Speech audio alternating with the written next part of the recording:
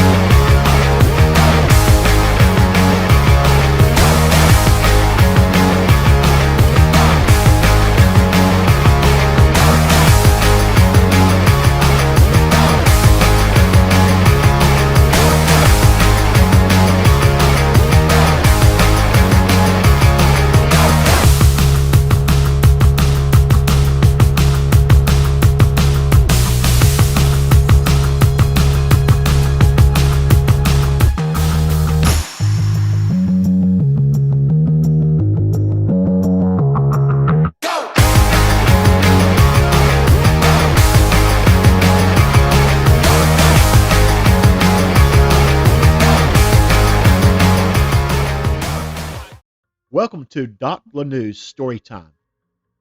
Today's short story is A New Life by our very own Cool Clear Water.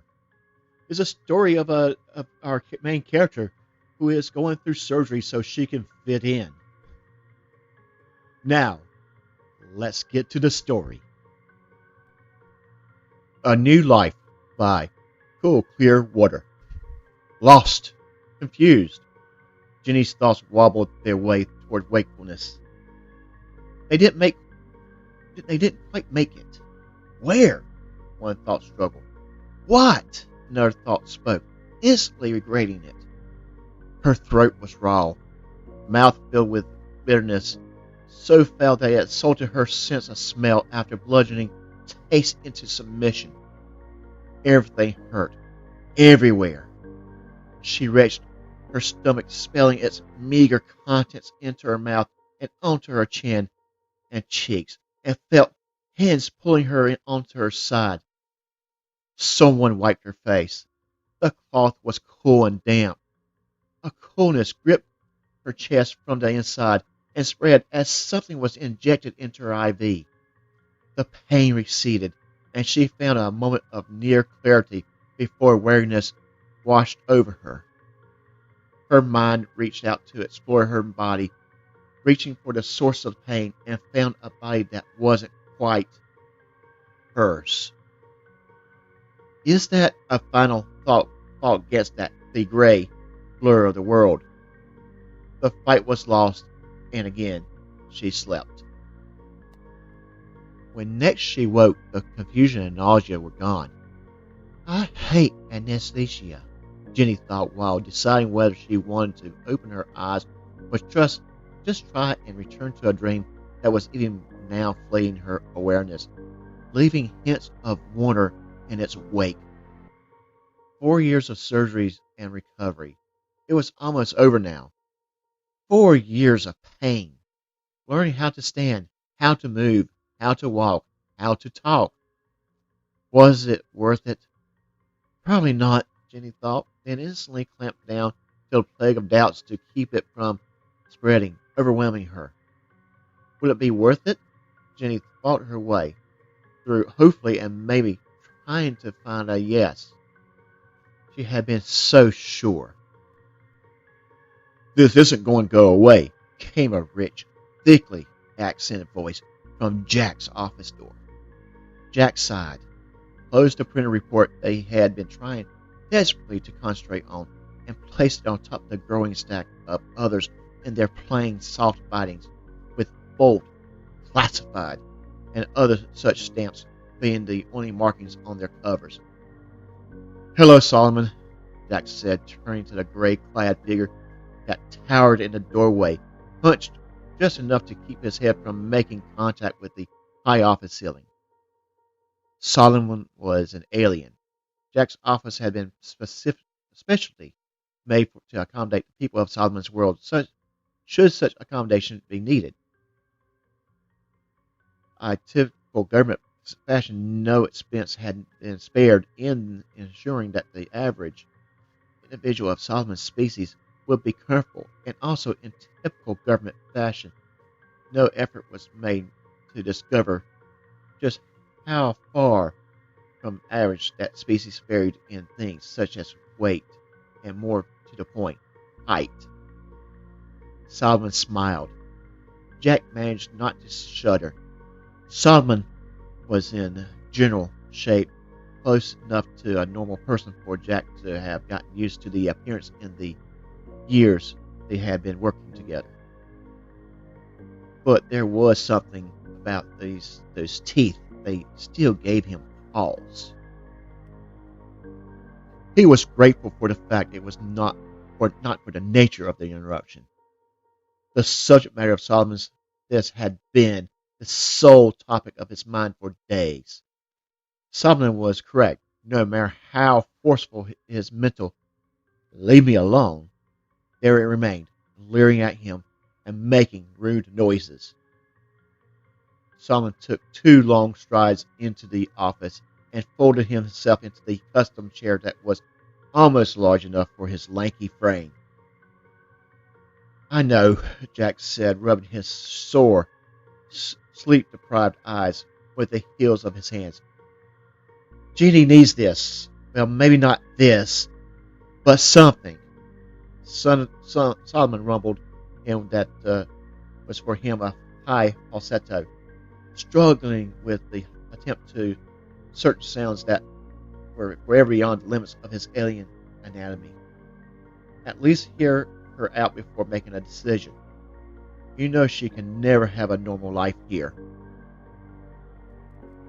Judy was eating an early lunch when she was caught off guard by the sound of the front door. "Jeannie," her father called from the entry. "I'm in here," Jeannie called back, wiping tears from her face. Jeannie got up from the table to greet her father, leaning down to hug him as he came into the kitchen.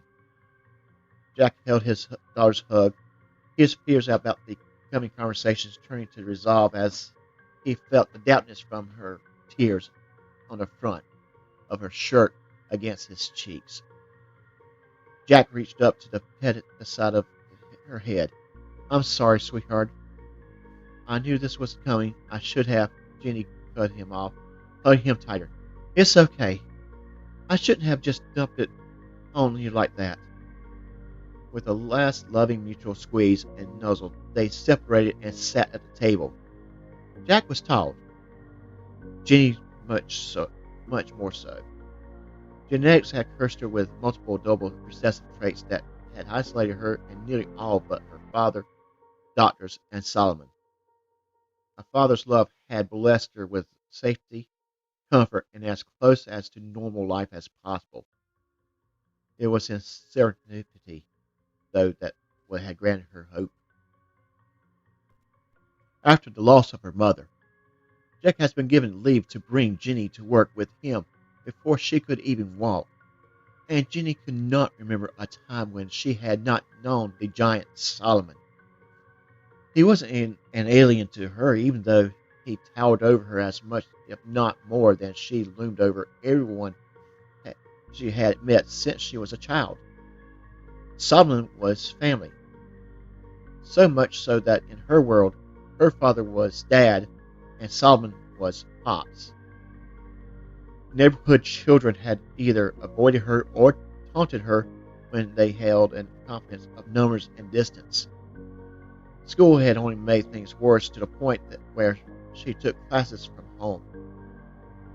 As she grew older, Jenny broke down when she realized that she was avoiding mirrors, shunning herself as she herself had been rejected. Then 2 years ago, Jenny had leapt to the chance to see Solomon's world for herself and fell in love with its beauty. The cities and the cultures held no allure for her as they did for her father. It was the life. Jenny had always loved nature and was well on her way to a degree in zoology. It was an entire world of fascinating new plants and animals, familiar enough to be placed in broad categories of recognition, with variety of ranging from mildly quirky to the ethereally exotic.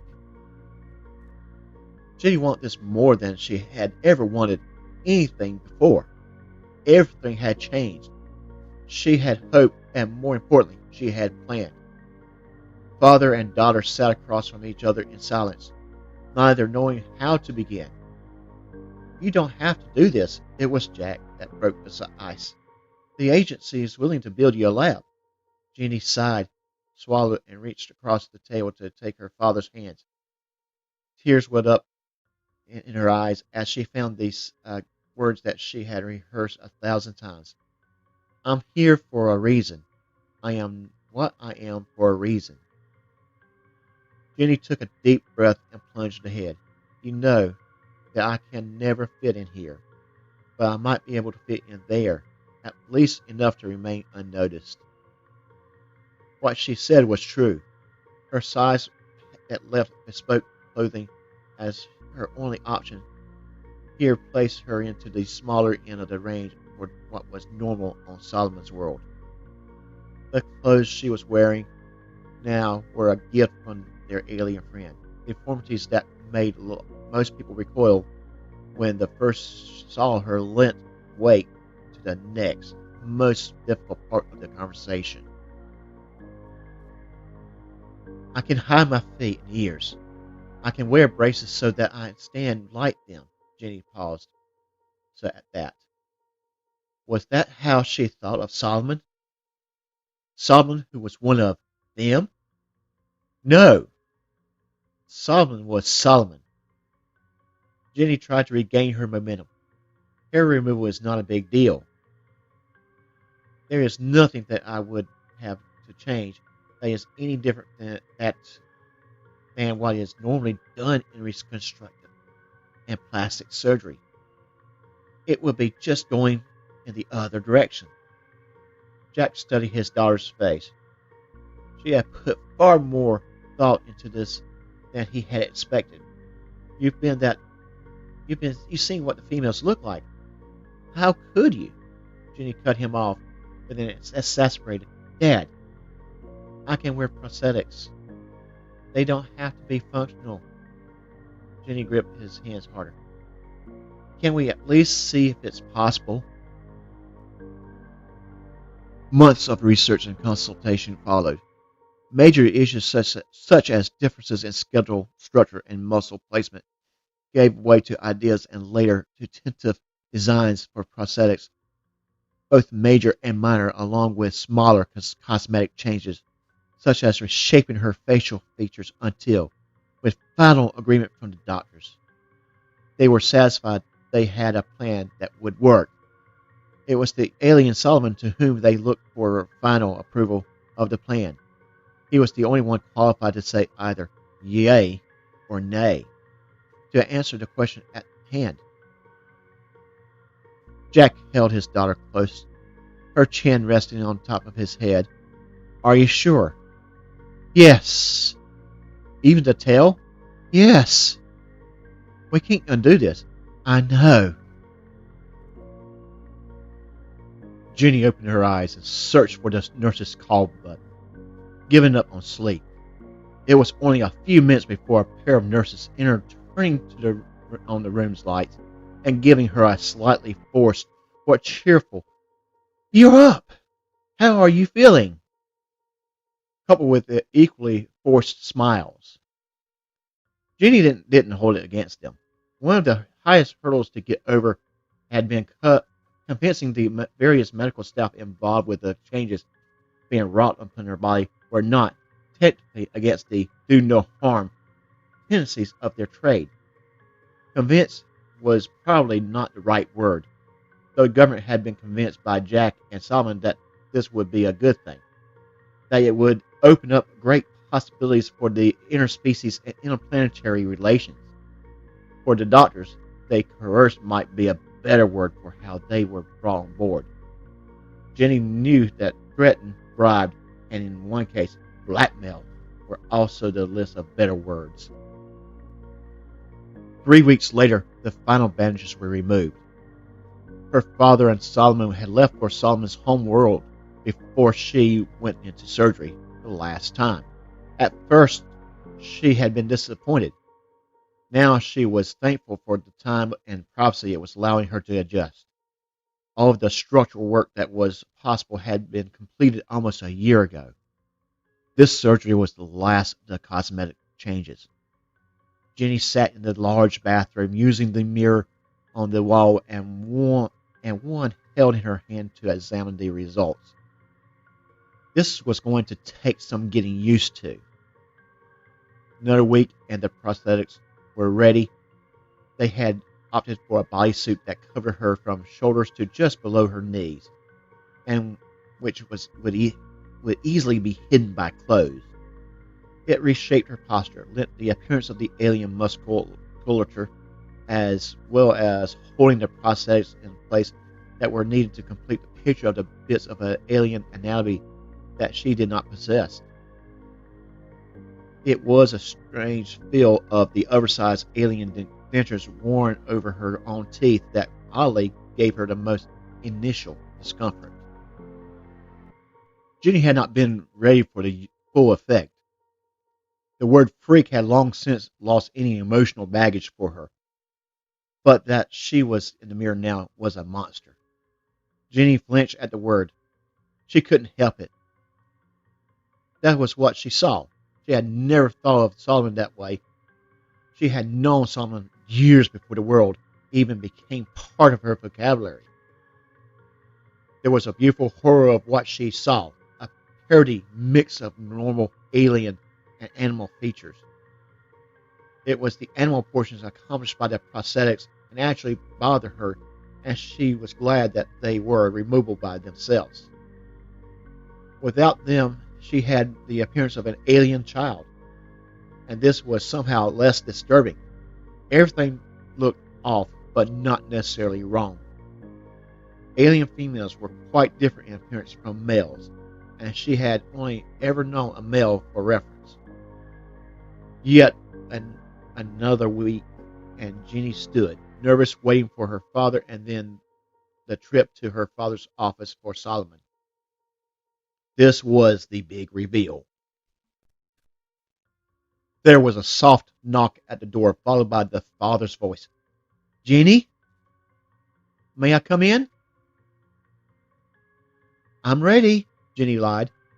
Jack pushed the door open and slipped into the room. He had spent decades working around the aliens, but wasn't sure how he would react. This is his daughter, the one person in this world that he loves more than any other. If she can live a normal life, even on another world, he wants that for her. Jack realized his eyes were on the floor and looked up and knew this was right. The person standing in front of him, his daughter.